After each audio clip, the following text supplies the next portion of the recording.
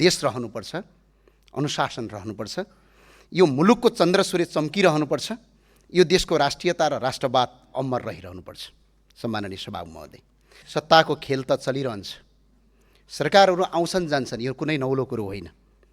पार्टीहरू बन्छन् र भत्किन्छन्, यो पनि नौलो कुरो होइन। म यस सम्मानित संसदमा उभिएर एउटा स्पष्ट कुरा भन्न चाहन्छु, संसदमा सङ्ख्या होइन, भूमिका महत्त्वपूर्ण हुन्छ। सङ्ख्या त केवल सत्ता टिकाइराख्न र सत्ताको गोटी भइरहन काम लाग्दछ। सम्माननीय सभामुख महोदय, राष्ट्रिय प्रजातन्त्र पार्टी वर्तमान संविधान र संवैधानिक व्यवस्थासँग सहकार्य गर्दै वर्तमान व्यवस्थाको विकल्प प्रस्तुत गरिरहेको र श्री 5 बडा महाराज धिराज पृथ्वीनारायण शाहको दिव्य उपदेशमा विश्वास गर्ने सम्वर्धनवादी दल हो। हामीले नेपालमा सम्वर्धनवादको महत्त्वपूर्ण पाटोको रूपमा रहेको राजसंस्था सहितको प्रजातन्त्र, सनातन धर्म सापेक्ष हिन्दू राष्ट्रको पुनःस्थापना र आर्थिक हिसाबले बोजिलो र मुलुकमा आवश्यकता बिना भित्राएको संहिताको खारेजी जस्ता शासकीय स्वरूपमा आमूल परिवर्तनका मुद्दाहरू बोकेको हुँदा केवल एक थान उपसभामुखको पद हाम्रो प्राथमिकता नै थिएन र छैन पनि। तथापि संसदको सबभन्दा ठुलो दलबाट नै प्रस्ताव आएपछि अन्य पुराना राजनीतिक दल र हामी परिवर्तन खोज्ने राजनीतिक दल बीचको ध्रुवीकरणको सम्भावनालाई मध्यनजर गर्दै उम्मेदवारी दिने टुङ्गोमा पुगेका थियौँ। यसै सन्दर्भमा हिजो बिहान एकातिर उपसभामुखको निर्वाचन सम्बन्धी छलफलमा अन्य प्रतिपक्षी दलहरूले रापरपालाई बाइपास गरी छलफल चलाइरहेका थिए भने अर्कातिर रासपा सभापतिबाटै सहयोगको आश्वासन प्राप्त गरेपछि रापरपा संसदीय दलको सर्वसहमत निर्णयले हामीले उपसभामुख उम्मेदवारी दिएका हौँ। सम्माननीय सभामुख महोदय, आजको हाम्रो उम्मेदवारीले राजनीतिकमा स्पष्ट कित्ता क्लियर बनाएको छ। हिजोका पुराना र भनिएका राजनीतिक दल र अहिले उदाएका नयाँ राजनीतिक दलका साइनबोर्डहरू फरक फरक भए तापनि उनीहरूको बीचको नीतिगत सिद्धान्त र विचारको नाभि एउटै ठाउँमा जोडिएको प्रष्ट भएको छ। सम्माननीय सभामुख महोदय, यो व्यवस्थाको विकल्पको रूपमा मौलिक व्यवस्था खोजिरहेको र यही आयातित व्यवस्थालाई टालटुल गर्नुपर्ने भन्नेहरू बीचको स्पष्ट कित्ता छुटिएकोमा हामीले महसुस गरेका छौँ। हाम्रो उम्मेदवारी केवल एक थान उपसभामुखको पदका लागि मात्र थिएन, यो त आयातित व्यवस्था मान्नेहरू र विदेशीहरूको गोटी भइरहनेहरूका प्रवृत्तिका विरुद्ध र श्री 5 बडा महाराज धिराज पृथ्वीनारायण शाहको दिव्य उपदेशलाई शिरमा धारण गर्दै राष्ट्र र राष्ट्रियताको रक्षा गर्ने महाअभियान बीचको स्पष्ट भिन्नता छुट्याउने एउटा ऐतिहासिक परीक्षा थियो, जुन परीक्षामा हामी सहभागी भइरहेछौँ र हामी सफल पनि भएका छौँ। सम्माननीय सभामुख महोदय, सुशासन कायम होस्, राजनीतिक रोजगारी सिर्जना होस्, भ्रष्टाचार नियन्त्रण होस्, यी सबै प्रयासहरूमा हामी स्वागत गर्छौँ र साथसाथै साथ पनि दिन्छौँ। तर प्रश्न उठ्छ, नेपाली हामी रहौँला कहाँ नेपालै नरहे, परिचय हाम्रो रहला कहाँ पहिचान नै नभए। आज राष्ट्रको पहिचान खोसिएको छ। आज नेपथ्यबाट दबिएको यो आवाजलाई मूलधारमा ल्याउन, संसारभर सुनाउन हामी यहाँ उभिएका छौँ। हामी 5 पाण्डवको भूमिकामा छौँ।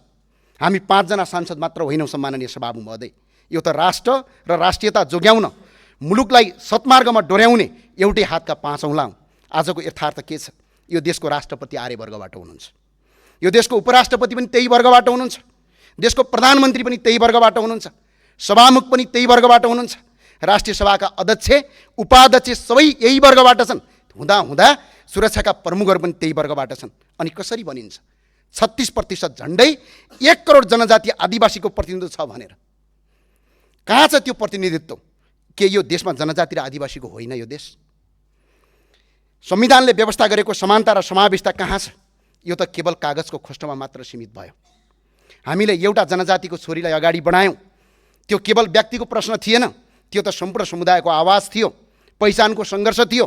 तर फेरि पनि त्यो आवाज दबाइयो, केही छैन। पानी बग्दै गर्छ, हावा चल्दै गर्छ, तर प्रश्न यो हो, त्यो हावाको बेग कतातिर बगिरहेको छ, कसका पक्षमा बगिरहेको छ? यदि त्यो हावा सधैँ एउटै वर्गतिर मात्रै बगिरहने हो भने यो देशमा समानता कहिले आउँछ अनि न्याय कहिले स्थापित हुन्छ? एउटा युवा, भर्खरको युवा नेपालको छोरी यो देशको उपसभामुख हुँदै हुनुहुन्छ। यसमा हामीलाई कुनै आपत्ति छैन। हाम्रो साथ र समर्थनले बरु यसमा सुनमा सुगन्ध थप्नेछ भन्ने अपेक्षा गरेका थियौँ। तर त्यस्ता पदहरूमा सबैको साथ समर्थन लिएर अगाडि बढ्दा अझ राम्रो सन्देश जाने थियो। तर तपाईँहरूकै धोकाका कारणले त्यो हुन सकेन। तर खैर केही छैन, याद राख्नुहोला, समावेशी, सहमति प्रजातन्त्रको मूलाधार हो। बहुमत र अल्पमत बीचको सहमति र सम्झौता प्रजातन्त्रको आत्मा हो।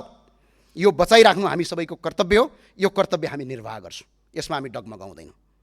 खैर यो केवल उपसभामुख पदको मात्र थिएन, खैर यो केवल उपसभामुख पदको उम्मेदवारी मात्रै थिएन, यो त दुई धार बीचको स्पष्ट रेखा थियो। एकातिर राष्ट्रवादी कित्ता, अर्कोतिर विदेशबाट आयातित व्यवस्था मान्ने कित्ता। आज त्यो परीक्षा सम्पन्न भएको छ। कुन कित्ता कहाँ उभिएको छ त्यो स्पष्ट भएको छ।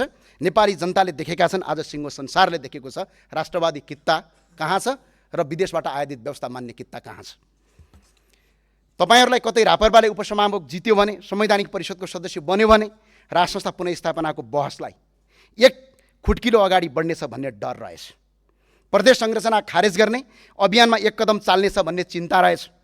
हिन्दू बुद्ध किराँत सहितको वैदिक सनातन परम्परामा आधारित धर्म सापेक्ष राष्ट्रको बहसलाई अगाडि बनाउँछ भन्ने त्रास रहेछ। सायद तपाईहरुलाई लागेछ हामी तपाईहरुकै डाइभर्सिटीमा बसेर मुलुकलाई राष्ट्रवादी दिशातर्फ अघि बढाउँछन् कि भन्ने डर र तपाईहरुकै मुटुभित्र बसेर आयातित विदेशीहरूले ल्याएको आयातित व्यवस्थाको धड्कन बन्द गरिदिन्छौँ भन्ने त्रास रहेछ। तर आज यस संसदको रोस्टरमा म स्पष्ट भन्न चाहन्छु, यो काम हामी तपाईहरुसँग मिलेर पनि गर्न सक्थ्यौँ र गर्थ्यौँ पनि। हामी पद पाए भन्दैमा पछि हट्ने थिएनौँ। राष्ट्रको पहिचान स्थापित गर्ने महाअभियानको कदम अगाडि चाल्ने थियौँ र तपाईहरुको सहकार्यको बाटो खोज्थ्यौँ र साथमै लिएर अगाडि बढ्ने थियौँ। तर खैर सायद तपाईहरुको बाध्यता थियो, सायद तपाईहरुलाई त्यस्तो निर्णय गर्न बाध्य बनाइयो। हामीले त्यो अवस्थालाई बुझ्छौँ। त्यसैले असहमति हुँदाहुँदै पनि तपाईहरुप्रति हाम्रो सदाशयता रहिरहनेछ र राष्ट्रका मुद्दाहरूमा हामी एकै ठाउँ हामी सधैँ संवाद र सहकार्यको ढोका खुला राख्नेछौँ। आज तपाईहरुसँग बहुमत छ, संसदको संख्या तपाईहरुको पक्षमा छ, कुर्सीहरू भरिएका छन्। हाम्रा कुरा अहिले तपाईहरुलाई सामान्य र हास्यपदक लाग्न सक्छ, तर समय बलवान हुन्छ। त्यो दिन आउनेछ जब यही शब्दहरू सत्य साबित हुनेछ। सम्माननीय सभामुख महोदय, एउटा कथन थियो, युद्ध र प्रेममा सबै कुरा जायज हुन्छन् भने जस्तै राजनीतिमा आश्वासन र धोका पनि जायज हुँदो रहेछ भन्ने कठोर यथार्थ बुझ्दैछु म। युद्ध र प्रेममा सबै कुरा जायज हुन्छन् भने जस्तै राजनीतिमा आश्वासन र धोका पनि जायज हुँदो रहेछ भन्ने कठोर यथार्थ बुझ्दैछु। अब बोलीभन्दा बढी सङ्केत बुझ्नुपर्ने कुरा सिक्दैछु, किनकि बोलीको कुनै भर हुँदो रहेनछ। पार्टी र विचार फरक भए पनि मैले सधैँ आदर्श मानेका व्यक्तित्वबाट सिकेको यो राजनीतिक संस्कारका लागि धन्यवाद व्यक्त गर्न चाहन्छु। सम्माननीय सभामुख महोदय, बलियो प्रतिपक्ष बिना कुनै पनि सरकार दीर्घकालीन रूपमा सुरक्षित रहँदैन। प्रतिपक्ष बिनाको सरकार त्यति राम्रो हुँदैन। प्रतिपक्ष बिनाको कुनै पनि सरकार दीर्घकालीन रूपमा सुरक्षित रहँदैन। बलियो प्रतिपक्ष नै प्रजातन्त्रको सुन्दरता हो। त्यसैले हामी सङ्ख्यामा कम भए पनि विचारमा बलिया छौँ। हामीले यो संसदको बलियो प्रतिपक्षको भूमिका खेल्नेछौँ र प्रतिपक्षमा रहन्छौँ पनि। प्रजातन्त्रलाई फुल्ल र फुलाउन, अझै सुन्दर बनाउन अहम भूमिका खेल्नेछौँ। प्रतिपक्ष बिनाको सरकार नुन बिनाको तरकारी जस्तै हुन्छ। त्यसैले यो सरकारलाई बलियो प्रतिपक्ष भएर सहयोग गर्छौँ। र सम्माननीय सभामुख महोदय, आज यो रोस्टरमा उभिँदै गर्दा राजनीति अलिअलि सिकियो, कस्तो हुँदो रहेछ राजनीति भन्ने कुरा सिकियो र बुझियो पनि।